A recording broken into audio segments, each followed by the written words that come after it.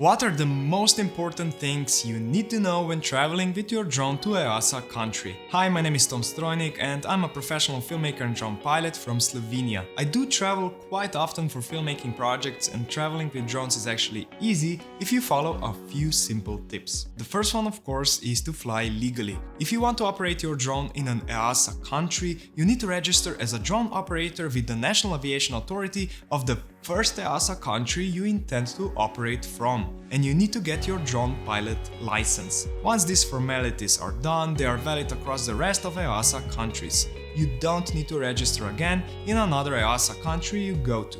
Okay, let's now talk about how to pack gear. It is possible to leave your drone without the batteries in the check-in baggage, but make sure it's really switched off and protected from unintentional activation. Anyway, batteries are not allowed in the check-in baggage. All batteries need to be with you in the carry-on. Make sure that the batteries don't exceed 100 watt-hours, because otherwise you may not be able to transport them.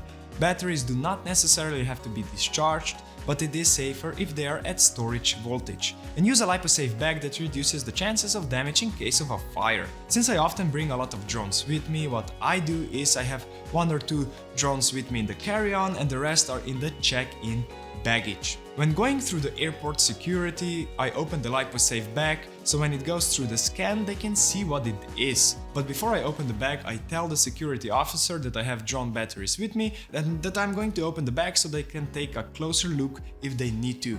And this will make your life so much easier, because trust me, all of these jam-packed batteries tend to raise suspicion. Last tip I would give you is regarding your drone repair tools. I put them into the check-in luggage because passengers are not allowed to bring sharp objects on board the plane. Screwdrivers and similar potentially dangerous objects need to go in the check-in luggage, otherwise there is a very high chance that security will take it away during the screening process. Once you arrive at your final destination in Europe, you need of course to comply with the European drone regulations. You don't want to get in trouble by flying in restricted space.